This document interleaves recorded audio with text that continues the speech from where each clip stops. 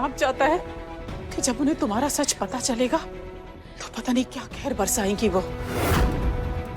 ऊपर से अगर तुम कुंदन और चारू का साथ दोगी तो हालात तो बद से बदतर हो जाएंगे। तुम जीजा की नजरों में हमेशा के लिए गिर जाओगी, फिर कभी उनके दिल में अपने लिए जगह नहीं बना पाओगी। देखो घेवर, तुम्हारे पास बहुत कम समय बचा है। आज का दिन छोड़कर सिर्फ 2 दिन है जीजा के मन में जगह बनाने के लिए। अगर तुम खुद को साबित नहीं कर पाई तो तुम्हारे हाथों से सब कुछ छूट जाएगा। ये परिवार, तुम्हारा पति, तुम्हारा बच्चा, सब कुछ दांव पर लग जाएगा घेवर। मनपसंद की शादी लंबी नहीं टिकती। तुमने देखा ना कुंदन के साथ क्या हुआ था। इसलिए शादी ब्याह के फैसले घर के बड़ों पर छोड़ देने चाहिए। वो जो भी फैसला लेंगे सोच विचार करके लेंगे। और ये मत भूलो कि चारों इस घर की बेटी है और तुम बिंदनी।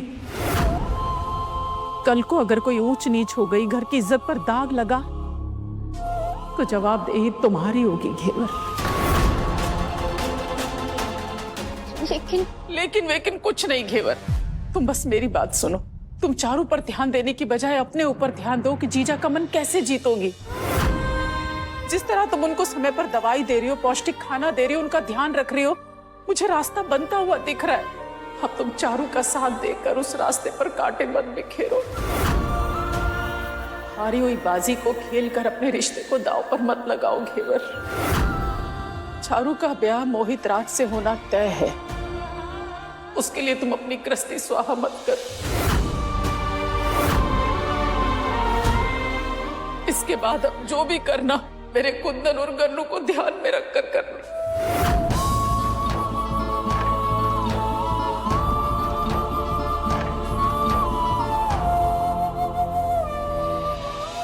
बुआ साहब निश्चिंत रहिए, इस घर की बींदनी हूँ।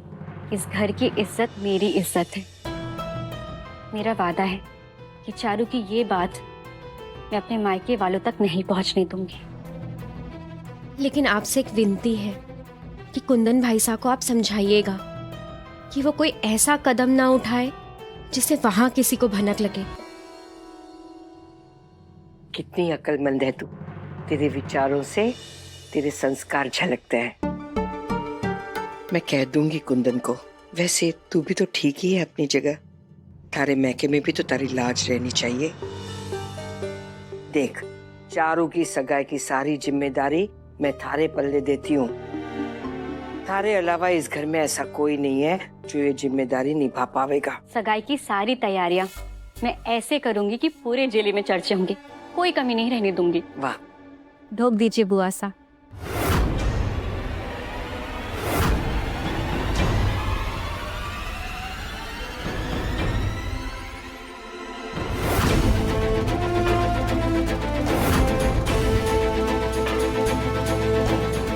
रुक जाइए जीजा।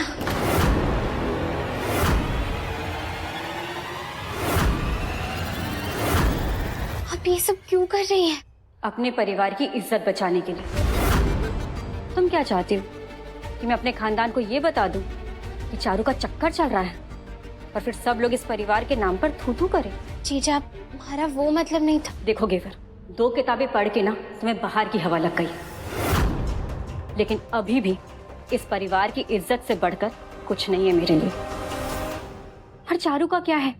चारू बच्ची है, बहक गई होगी। छोटे घर के बेटे से दिल लगा बैठे। ना तो चारू उस रिश्ते को निभा पाएगी और ना ही हमारा परिवार इस रिश्ते को स्वीकार कर पाएगा। और प्यार का क्या है? प्यार तो बुखार के जैसा है, थोड़े दिन में अपने आप उतर जाता है। और जैसे ही चारू उस बड़े घर की बींदनी बन जाएगी, परिवार में घुल मिल जाएगी, चकाचौंध में खो जाएगी और भूल जाएगी उस छोरे को। अरे हाँ, याद आया, गन्नू को दूध पिलाने का समय हो गया है, तो मुझे जाना होगा। लेकिन तुम उसे लेने मत आना। और क्या पता, अगर बुआ सा ने देख लिया तो आज रात को भी कहीं तुम्हें खुले आसमान के नीचे ना सोना पड़े।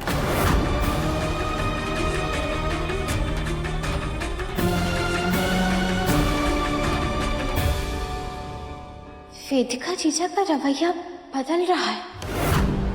बुआ सा की सेवा करने के आड़ में लगता है कुछ और ही चल रहा है इनके मन में। मारी को गन्नू से मिलने से भी रोक रही हैं और चारू से